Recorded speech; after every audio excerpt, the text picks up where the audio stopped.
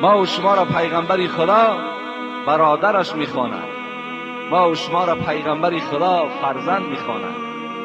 برای این ایمان ما و شما ایمان عجیب است. خدا خبر میدهد آن روز چنان روزی هست که فرزند برای کمک کردن پدرش هیچ قوت ندارد، هیچ شرایط ندارد، و پدر هم برای نجات دادن فرزندهاش هم هیچ شرایط ندارد، بلکه یوم یفر المرء من اخیه و امه و ابیه و صاحبته و بنیه لكل امرئ منهم یومئذ شأن یغنیه. بلکه خدا میگوید آن روز چنان روزی هست که تا جایی که پدر بالای سری فرزند خود سیله کند، فرزند خود در آغوش گیرد، تا جایی که فرزند پدر خود در آغوش گیرد، بلکه از یکدیگر جدا می شوند و می گریزند. پدر راه گریزش دیگر راه است، فرزند راه گریزش دیگر راه است، مادر راه گریزش دیگر راه است، دختری او دیگر راه را برای خود پیشه می کند. هر کس هر یک راهی را برای گریز برای خود انتخاب می کند.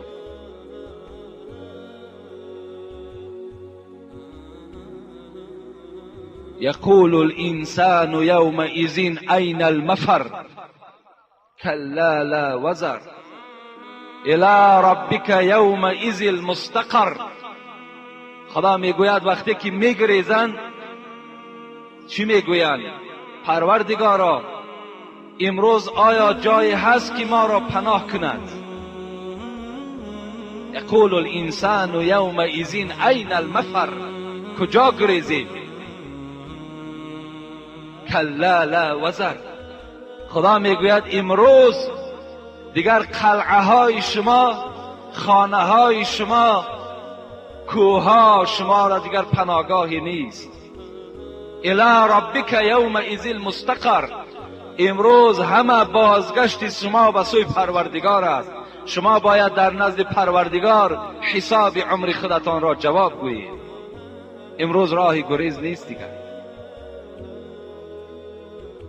یحشر الناس یوم القیامت.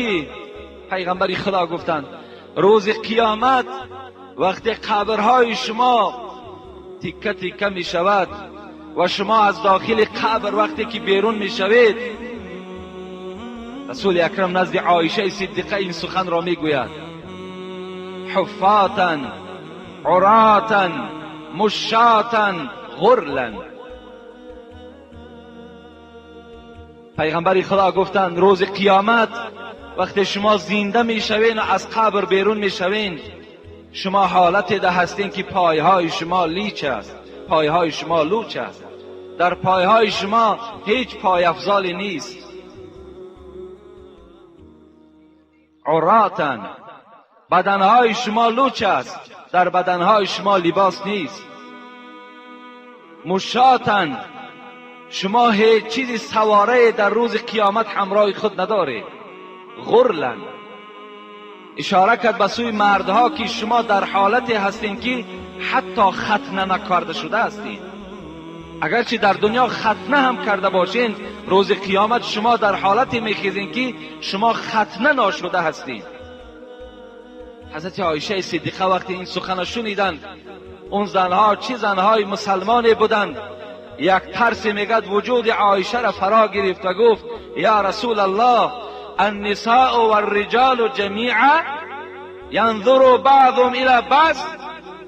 ای حبیبی خدا، شما گفتید که مردها و زنها همه در حالت عریان از جا میخیزند، یکدیگر را نظر میکنند. وقتی زنها با مردها که آمیخته باشند، این چی یک دهشتی هست، این چی یک بی‌حیایی هست. مردها زنها را تماشا کنن و زنها باشد مردها را تماشا میکنن. رسول اکرم گفتن: یا عایشه، ای عایشه، الامر اشد من ان ینظر بعضهم الى بعض ثم قرأ. عایشه گفتند میگویی که زنها مردها را نظر میکنند، مردها زنها را تماشا میکنند. الامر اشد. آن روز گفت چنان روز دهشتی هست، آن روز گفت چنان روز هولناکی هست که انسان در پهلوی بدای خود را نمیشناسد کی هست و نظرم نمیکند. حتی اگر در پهلویش پدرش باشد و پدر نظر نمیکند، در پهلویش مادرش باشد و مادرش نظر نمیکند. آن روز چنان دشوار روزی هست که هر یک انسان وا نفسی میگوید وای جانی خودم، وای جانی خودم، از نزد پروردگار نجات میابم یا نمیابم. و رسول اکرم آیه سوره عبسه را خواندند که آیه عبسه را چنان تحلیل است که آن روز چنان روزی هست که شأن و یغنی شما را چنان یک امر مشغول میگرداند که شما به هیچ طرف نظر نمیکنید. اون چه امر است؟ اون چی فکر است؟ اون چی خیال است؟ اون خیالی هست که پروردگارا من نجات میابم یا نمیابم. آیا در گروه دوزخی ها هستم یا در گروه جنتی ها هستم؟ آیا در گروه بدبخت ها هستم یا در گروه نیکبخت ها هستم؟ هر انسان در این خیال آن روز گرفتار است. خدا رحمت کند صاحب تفسیر حسینی را، حسین واعظ کاشفی هم این خیالاتی که در روز قیامت به ما و شما می آید در یک رشته نظم در آوردن که کشتی آمد در دریا شکست، تخته زان کشتی بر بالا نشست، گربه و موش بران تخته بماند، کارشان با یکدیگر پخته بماند. نیزی گربه موش را راهی گریز، نیزی گربه موش را چنگالی تیز، هر دوشان از حول دریای عجم در تحیر باز مانده خوشگلم. در قیامت این چنین غوغا بود، یعنی آنجا نه تو و نه ما بود. حضرت میگوید من برای شما یک ساده کرده یک مثال میارم که آن روز مثل که یک کشتی در یک دریا غرق می شود و یک تخته او بالای دریا می براید و در یک پهلوی تخته گربه هست، در یک پهلوی تخته موش است. اگر اینها در دنیا رو پرو می شدن، هر آینه موش از گربه می گریخت و گربه باشد هجوم بالای موش می کرد. لیکن وقتی که در بالای بحر در بالای یک تخته هستند، این موش و گربه در یک خیال هستند که آیا از این بحر نجات میابیم یا نمیابیم. در فکر هجوم یکدیگر نیستند، در فکر یکدیگر را پیشادم کال کردن نیستند، بلکه در خیال اینها این است که آیا از این بحر به ساحل میرسیده باشیم یا نمیرسیده باشیم. یعنی آن روز قیامت ما هم چنان حالت فرا میگیرد که آیا نجات میافته باشیم یا نمیافته باشیم. بسیاری از بدبختان همین تاجیک ما و شما وجود دارد که حتی قیامت انکار میکند، به آمدن قیامت باوری ندارد، نماز میخواند، در کار شود نماز جماعت هم اشتراک میکند، لیکن از قیامت باوری ندارد. حتی از زنده شدن روزی قیامت و زنده شدن در قبر باوری ندارد. اینها در بین همین تاجیکان ما و شما هم وجود دارد. وای به حالشان. ایحسب الانسان ان لن نجمع عظاما بلا قادرین علی ان نسوی بنانا. این خداوند از بالای 7 طبقه آسمان ندا دارد، میگوید بعضی از انسانها گمان میبرند که این استخوانهای پوسیده اونها را ما جمع کرده نمیتونیم. بعضی از انسانها گمان میبرند که ما این استخوانهایی که 1000 ساله و 2000 ساله هستند اینها را زنده گردانیده نمیتونیم. لیکن خدا میگوید بلا قادرین علی ان نسوی بنانا. این پروردگار شما چنان قادر هست که حتی همین سرهای انگشتان شما را برابر میکنه. ان نسوی بنانا، این معجزه قرآن است. امروز اگر شما نظر کنین، اگر در دنیا 6.5 میلیارد آدم زندگی کند، سر انگشتان از یکدیگر با یکدیگر مانند نیستند. 6.5 میلیارد آدم، 6.5 میلیارد نوک انگشتان دیگرگون است. خطهایی که در این بالای نوک انگشتان هست، اینها دیگرگون هستند. بین در انسان ها چشم های مانند یافت می شود، دست های مانند یافت می شود، قدهای مانند یافت می شود، لیکن نوک انگشتی مانند در دنیا وجود ندارد. اگر شما در برنامه های تلویزیونی تماشا کنین، وقتی انتخابات پرزیدنت ها می شود یا دپوتات هاش می شود، نوک های انگشت رنگ میکنن و در بالای کاغذ میگذارن، مثل مهر، مثل پیچت واری، و او را در کامپیوتر جا میکنن. برای چی؟ برای چی کف دستی او را نمیگیرن؟ برای چی کف پای او را نمیگیرن؟ فقط نوک انگشت او را میگیرن، زیرا در دنیا نوک‌های انگشت ها مختلف هستند. نوک انگشت در دنیا مانند نیست. خدای را در قرآن، معجزه قرآنی است که ان نسوی بنانا، ما حتی نوک انگشت هاتون را برابر میکنم.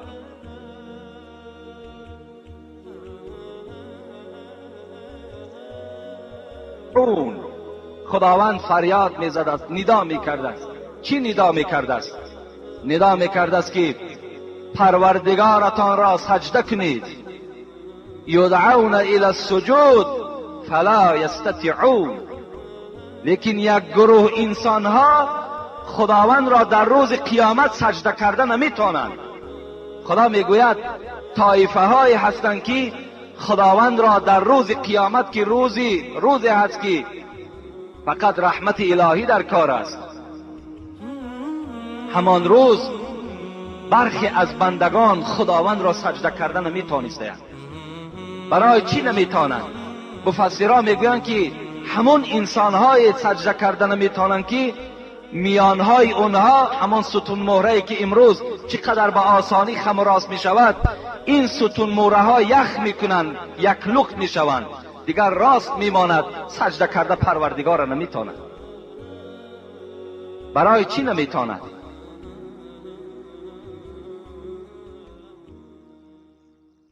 یوم یکشف عن ساق و یدعون الی السجود فلا یستطیعون خاشعة ابصارهم ترهقهم ذلة.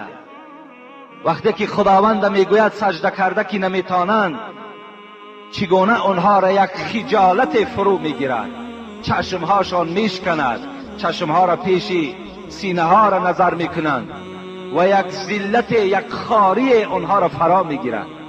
چگونه که در دنیا یک آدم ما و شما در بالای جنایتش به دست میگیریم، در بالای زیناکاری به دست میغلطد، یا بینماز است، در بین مردم خجالت است، از این هم خجالت وزنین در روز قیامت همو انسانهای را فرا میگرفت است که در محشرگاه پروردگار را سجده کرده نمیتواند.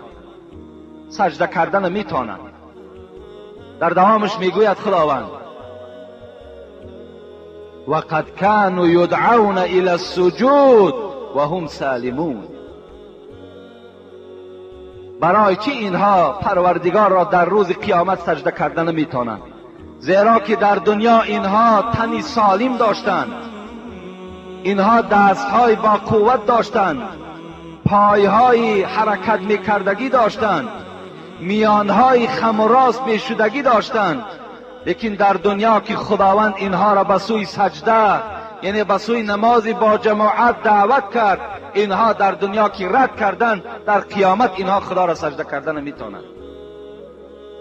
ایرا مفسرات چگونه که یاد کردم، ابراهیم تیمی میگه یعنی الی الصلاة المکتوبه بالاذان والاقامه.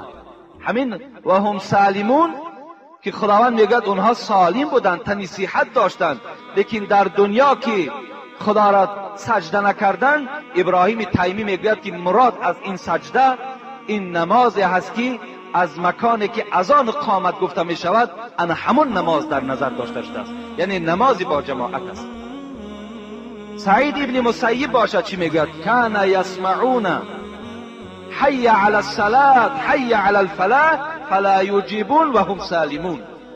سعید ابن مسیب میگوید مراد از این سجده که پروردگار در این آیت خبر داد، این همون سجده هست که مؤذن فریاد میزند حی علی الصلاة، بیایید به سوی نجات.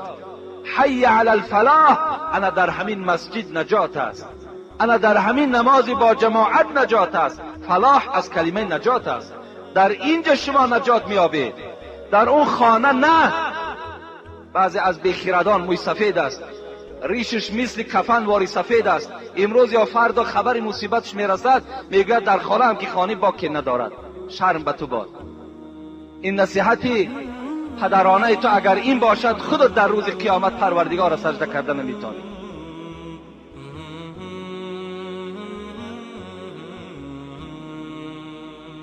سعید ابن مسیب میگوید فریاد میزند مؤذن حی علی الصلاة، به معنای ایتی، بیایید بیایید ای مردمی که در خانه هستین بیایید. برای چی میگوید حی علی الصلاة؟ فریاد زده ایستاده است خیزید از خانه ها را ترک کنید. در خانه باید زن نماز خواند، در خانه باید نماز سنت خوانده شود، نماز نافله ها خوانده شود، برای فرض نماز در مسجد خوانده شود. حی علی الصلاة، بیایید به سوی نماز. حی علی الفلاح، انا در همین نمازی که در جماعت خوانده می شود، سعید ابن مسیب میگوید خداوند میگوید که انا در همین نماز چی است؟ نجات است. میشنوند صدای اذان، میشنوند. یا امروز صدای اذان شنیدن شرط نیست، در محله که مسجد هست باید که در همون محله تو میشنوی نمیشنوی نمازت باید با جماعت خوانده شود. حضرت کعب الاحبار حضرت گفتند والله گفتند ما نزلت هذه آیه فی الذین تخلفوا عن الجماعه فأی وعید اشد من. حضرت کعب الاحبار میگوید این آیه که در سوره قلم است که ما تلاوتش کردیم، قسم به خدا میگوید سبب نزول این میگوید فقط و فقط در حق آن کسانی هستند که تخلفوا عن الجماعه، از جماعت بیزاری میطلبند، از جماعت پرهیز هستند، جماعت را بد میبینند، در جماعت اشتراک نمیکنند. قسم به خدا میگوید این آیت فقط و فقط در حق اونها نازل شده است. ایرا کعب الاحبار در تفسیر انمین آیت میگوید و حضرت میگوید از این آیت را دیده برای آدمانی که نماز جماعت را ترک میکنند دیگر وعیدی سخت در قرآن وجود ندارد. امروز با این قدر شرایط، با این قدر حالتهای خوبی که در ما هست، اگر ما و شما نماز ترک کنیم، اگر ما و شما نماز جماعت نخوانیم، ما و شما را هم آشکار میکند که شما مسلمان کامل نیستین، شما زمان ساز هستین. تا دیروز یک زمانی بود که آمدن مسجد جنایت بود، برای تو یک بانه بود که مرا حکومت نمیگذارد، در قانون ممکن نیست. امروز الحمدلله چنان راهبری داریم که عدلش تمام جمهوری ما و شما را فرا گرفته است. مرحمت، رفته در مسجدهاتون نمازتون خوانید. قانون برای ما و شما امروز هیچ مانعی ندارد، هیچ صدی راه نمی شود، فقط ایمان کامل در کار که تا که سنت پیغمبر تا ترک نکنی. صوفی علیه را خدا رحمت کند در رشته های نظم میگوید به خصوص آن گزیده دو صحرا خاتم انبیا حبیب خدا، آن حبیبی که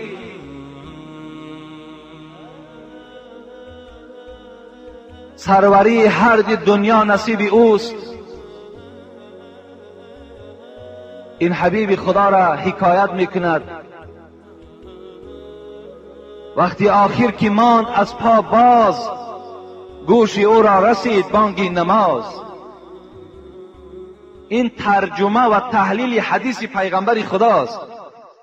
وقتی که این محبوب دلها، این حبیب خدا وقتی که میگوید از پاکی مان، پایها که دیگر دردمند شد، بیماری بستری شد، دیگر قوت راه گشتن نداشتند، وقتی آخر که ماند از پا باز، گوش او را رسید بانگ نماز. در جاگه خواب بودند، حضرت قوت راه گشتن نداشتند. بناگاه حضرت بلال اذان داد، فریاد زد حی علی الصلاة حی علی الفلاح. حبیب خدا در این جاگه خواب بیقرار شدند، اذان شنیدند. حبیبی که بار هم نماز بی جماعت نخواندند، 5 وقت در مسجد نمازی با جماعت میخواندند، بازم این نمازهای جداگانه داشتند و 5 وقت نماز سیر نمی شدند. این حبیب خدا وقتی که از پا ماند، گوش او را رسید بانگ نماز، گفت بر مرتضی مرا بردار، جانب مسجد جماعت آ. حضرت علی که در خدمت حبیب خدا که قائم بودند، به حضرت علی خطاب کرد. علی گفت مرا بردار، مرا بردار که از داخل مسجد مؤذن فریاد دارد که بیاید به سوی نماز بیاید که در این نماز نجات است. مرتضی که به خادمی سر داشت، مصطفی را به پشت خود برداشت.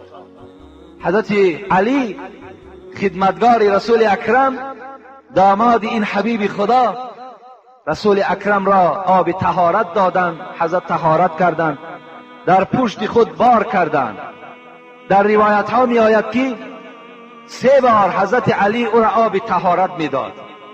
در پشت که بار میکرد، حضرت حبیب خدا که بدنش خیلی ضعیف شده بود و خیلی بیماری وزنی که فرا گرفته بود، نصف راه که میرفت میگفت علی پس گرد که من طهارتم شکست. حضرت پس میگشتند، باز می آمدند، 3 بار میگوید حضرت طهارت دادند، 3 بار آب طهارت گرفتند. مرتضی که به خادمی سر داشت، مصطفی را به پشت خود برداشت.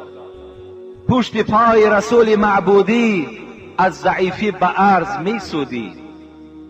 حضرت میگوید وقتی که برداشتن، حبیب خدا گفتن در بعض روایت که ای علی، مرا آنقدر بردار که پایهای من در زمین شکیده رود، تا که آثار قدم من در نزد پروردگار ثواب دارد. هر کدام شما وقتی که از خانه قدم زنان می آید، در هر یک آثار، در هر یک قدمی که داشته شما، خداوند برای شما مغفرت گناه وعده کردگی است. این حدیث های صحیح پیغمبری خدا. حضرت گفتند که مرا آنقدر بردار که پشت های پای من در زمین شکیده رود. اون زمان ها این گونه رسته های تازه و آباد نبود، اون زمان ها قمزار بود، اون زمان از خس و خاشاک خالی نبود. پشت پای رسول معبودی از ضعیفی به عرض می سودی. از گرمی زمین میگوید صوفی اللیار که پشت پای حضرت سخته با چنین مهنت و مشقت و درد و جماعت ادای طاعت کرد.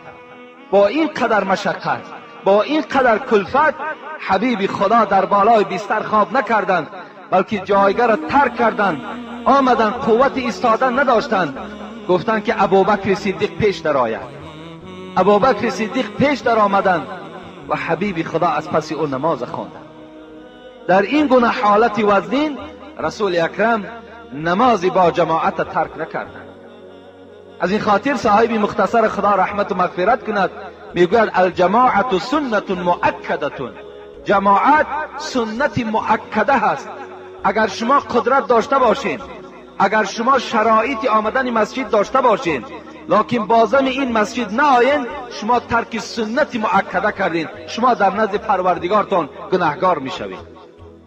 ببینید امروز چنان امت اسلام را یک تنبلی، یک غفلت چنان فرا گرفته است که اگر ما و شما را 1 کیلومتر یا 2 کیلومتر اگر معرکه خوردن باشد، قوت داریم، شرایط داریم، میریم برای نفس، برای سیر کردن نفس میریم. لیکن برای که نماز ما در مسجد خوانده شود و این عمل ما طبق گفته حبیب خدا شود، این ما و شما رد میکنیم. به نزد هر طعام پهلوانی، خدا رحمت کند جنونی را، حال ما و شما را دیدن طعام خورها، نفس پرورها، ما و شما را دیدن حضرت چی گفتن؟ خطاب کردن به نزد هر طعام پهلوانی، به وقتی بندگی رنگی زنانی. وقتی اگر عبادت پروردگار شود، وقتی که اذان از بالای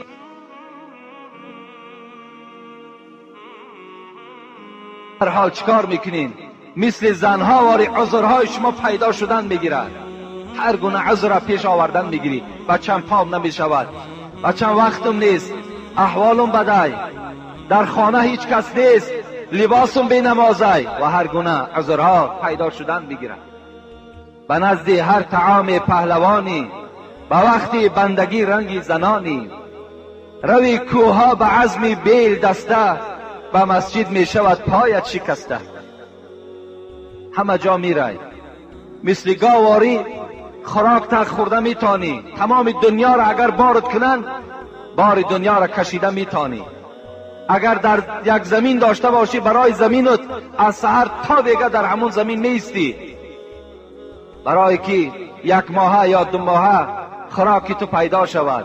لیکن در یاد تو آمدن مسجد هیچ گاه نمی زند، دل تو بار هم به مسجد نمی سوزد. امروز شکرانه کنین، خدا این استقلالیت و این آزادی را برای شما داده است. باور کنین این نعمتی گران است. خودتان میشینین میگوین که تراویح را خوانده نمیتانستین. شما همین سخنها از زبان شما پدرهای عزیز میبراید، تراویح ما خوانده نمیتونیم، پدرها ما را بدرقه کردن فلان و فلان. امروز الحمدلله که این شرایط بهترین آمده است. چرا شما شکر نمیکنید؟ درهای مسجد کشاده است، فقط آدمی با تقوا میکند میکاود، فقط آدمی ایماندار میکاود. مرحمت بیا دروازه ها هوی، دیگر چی بانه داری؟ کشی چون گاو دائم بار دنیا، شوی در خدمت مولا کسلها. مثل گاواری دنیا را در طلب دنیا، در پرورش نفست غطه زدگی هستی، لیکن در خدمت مولای خودت، در فرمان پروردگار خودت اینقدر عاجز آمدی.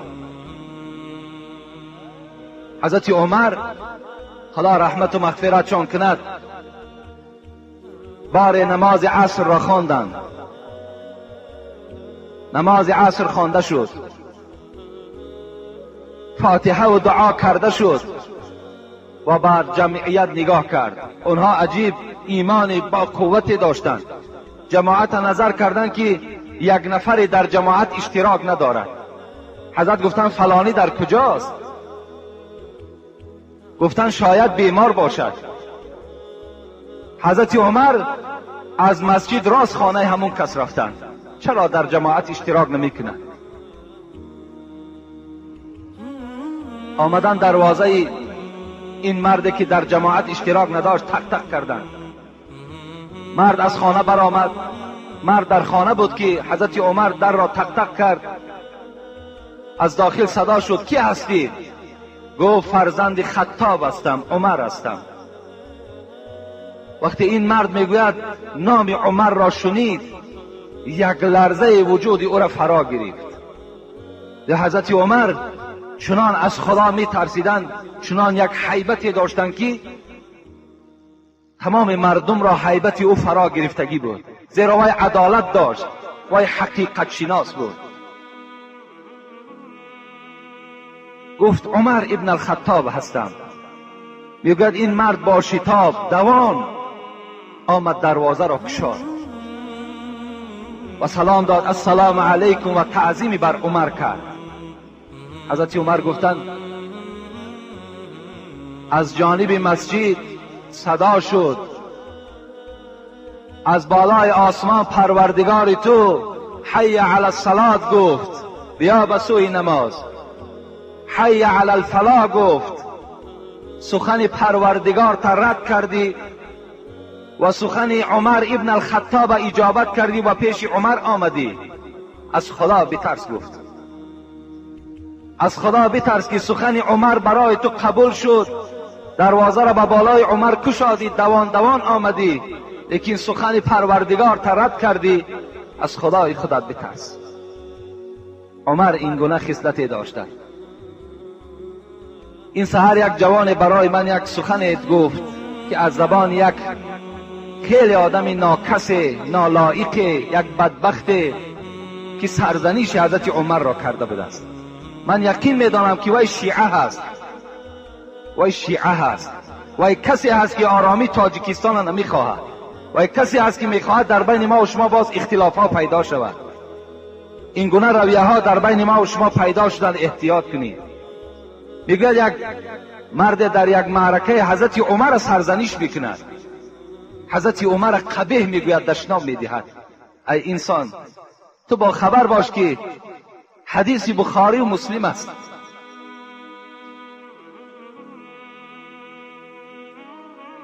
باری میگوید پیغمبر خدا در طرف راستش ابوبکر صدیق بود، در طرف چپش حضرت عمر بود. میگوید به طرف مردم اشاره کرد، روز قیامت گفت دستای هر دی ایشان قپی، دست ابوبکر دست عمر. روز قیامت گفت از قبر ما هم چنان میخیزیم، با عمر و با ابوبکر میخیزیم. این یک شرف است که در پهلوی پیغمبر خدا ابوبکر خوابیده است، امروز در پهلوی پیغمبر خدا عمر خوابیده است. این شرف است. ان الله جعل الحق على لسان عمر و قلبه. پیغمبر خدا را حدیثش است که خداوند حقیقت را در دل و زبان عمر نهادگی است. ای عمر گفت چنان حیات بسر میبری که یک رفیق در حیاتت نمیابی، زیرا تو حقیقت گو هستی. چنان حقیقت داری که یک رفیق را تو در دنیا صاحب نمیشه. این خصلت های خوبی عمر بود. چگونه همین انسان زبانش گشاده میشود، عمر را سرزنش میکند، ابوبکر را سرزنش میکند. خوش به حال همون جوانی که در همون حالت دندان این بدبخت را میشکند، خوش به حالش.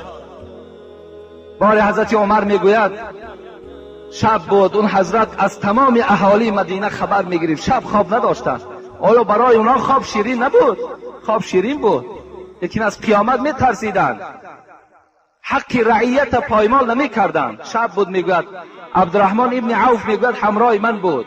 شب وقتی در کوچه های مدینه میگشتیم، نگاه کردیم که در یک گوشه مدینه یک علاوه میسوزد. عمر گفت این کی باشد در این نصف شب؟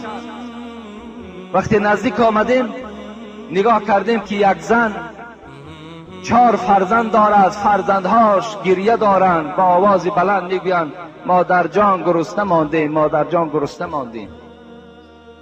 عمر وقتی صدای این نگاه تفلکا را شنید، عبدالرحمن میگوید دیگر طاقت نکرد و از این مادر پرسید در این دیگ چی داری؟ گفت در این دیگ آب دارم و در داخلش یک چند دانه سنگ را پرتافتم و این فرزندها را فریب داده ایستادم که الحال خوراک شما تیار می شود، الحال خوراک شما تیار می شود. شاید که اینها را خواب برد، لیکن خواب نمی برد. این مادر میگوید عمر را نشناخت، ندانست که این عمر است. حضرت میگوید دوان عبدالرحمن را گرفت و با بیت المال آمد میگوید یک مقدار روغن و یک مقدار عسل و یک مقدار آرد را گرفت و آمد. میگوید خود عبدالرحمن میگوید حضرت میگوید آمد که الک آتش خاموش شده است، خود میگوید علاو میکرد، پوف میکرد، از ریشه های مبارک میگوید دود بیرون میشد، گلوی مبارک میگوید دود فرا میگرفت، پوف میکرد، علاو این دیگ را در داد. خود با دست خود میگوید یک آتله تیار کرد و در پیش این زن و کودک ها گذاشت. این زن گفتن که خوش به حالت، گفتن ای مرد، گفتن کاش که در جای عمر تو میشدی و این مدینه و این خلافت مؤمن ها زیبنده تو بود. گفت چرا عمر در تخت خلافت نشستگی است؟ عمر میگوید گفتن ای مادر، گفتن این شهر کلان است، عمر به همه این نمیرسد، عمر از حال همه شما درکدار نمی شود. میگوید وقتی خوراک دادن، همین عمر امیر المؤمنین وقتی میگوید نگاه کرد که کودکا خوراک خوردن، سیر کردن، خواب کردن، عبدالرحمن میگوید یک سنگ کلانی بود، از پس همون سنگ نگاه میکرد کودکا چگونه خواب هستند. وقتی اونها را در حالت خواب دید میگوید پس گشت آمدن و میگه به این مادر اعلان کرد که سحر به مسجد بیا، اونجا من برای تو عمر را نشان میدهم که عمر کی هست. عبدالرحمن ابن عوف میگوید وقتی که ما سحر بامداد خواندیم نگاه کردیم از دروازه همان زن با همراه کودک‌ها در آمد. وقتی عمر را میگه در محراب دید و مردم همه مراجعت دارد امیر المؤمنین امیر المؤمنین، این زن میگوید خجالت شدن، گفتن ای عمر، گفتن مرا ببخش که من شب خیلی شما را سخنهای درشت گفتم، سرزنش کردم. عمر گفتن نه، گفتن این سرزنش نبود، تا بروز گفتن حضرت عمر من خواب نداشتم، تا بروز گفتن من در گریه بودم که حال شما را در قیامت چی جواب میگویم. و میگوید گفتن ای مادر از من راضی شدی؟ گفتن راضی شدم. گفت در اینجا یک مکتوب بنویس به دست، خدا ترسی را ببینید، یک مکتوب با دست خود بنویس و بگو که من از عمر راضی هستم. و نویساند که من از عمر راضی هستم. عبدالله ابن مسعود فریاد زد، عبدالرحمن ابن عوف فریاد زد، گفت در زیرش امضا کنید، امضا کنید که این زن از عمر راضی هست. میگوید امضا کردند و گفت ای گفتن پیروان عمر گفتند وقتی عمر از دنیا میگذرد شما را به خدا قسم میدهم که همین در پهلوی من در قبر همین مکتوب گذاره تا که در پیشگاه خدا من جوابگر نباشد. عمر چگونه شخصیت بود، این گونه خدا ترسی داشت. این نجس ها و این بدبخت هایی که عمر امروز ملامت میکنن خودشان چی خدمت کردن؟ خودشان کی هستن اونها؟ اگر اونها را تفتیش کنیم با ما که یگان حرامی هست، وای از بلد زنا هست، وای حلالی نیست، بار هموای بدبخت دو رکعت نماز تهجد در شب خواندگی نیست، یک آدم نماز خوان کردگی نیست، میخیزن عمر سرزنش میکنن. در این مسئله ما و شما احتیاط باشیم. و این عمری هست که برای نمازی با جماعت اینقدر کوشش میکردن. اگر عمر از خدا نمیترسید پس کجا خیس رفت برای یک آدمی که در قوم در جماعت اشتراک نمیکند برای او شده اینقدر سرگردانی کردند و یا اینقدر تحقیر کردند. انشاءالله من جمعه آینده در باب این فضیلت های نماز جماعت باز با شما صحبت میکنم، زیرا خیلی حدیث های پیغمبر خدا ناگفتمان و به همه شما خبر میدهم که روز سه‌شنبه چگونه که همه شما انشاءالله میدانید یا کسانی که ندانند روز سه‌شنبه ما و شما باید که روزدار باشیم. یعنی روز دوشنبه خدا خواسته باشد نماز تراویح میخوانیم، کاری کنیم که البته جماعت های مسجد ترک نکنیم. برای همون چهارسومی که در صدقه فطر ما و شما را میدهند برای او شده ترک سنت پیغمبر در راه ندهیم. کاری کنیم که نمازهاتون در مسجد خوانده شود. زود است که این میگذرد، صدقه فطر شاید اون 50 سامان شود، 100 سامان شود، لیکن ثواب این نماز با جماعت، ثواب اینی که در مسجد خوانده می شود، این خیلی زاید است، خیلی زیاد است. و به همه امام ها هم یک التماس دارم که در همین یک ماه مبارک کاری کنند که در بین مردم ترغیب و تشویق کنند، مردم به سوی مسجد دعوت کنند، در بین مردم در نیم ساعت اقلا جدا کنند، در بین مردم امر معروف کنند، نهی از منکر کنند. این افضل و بهتر است.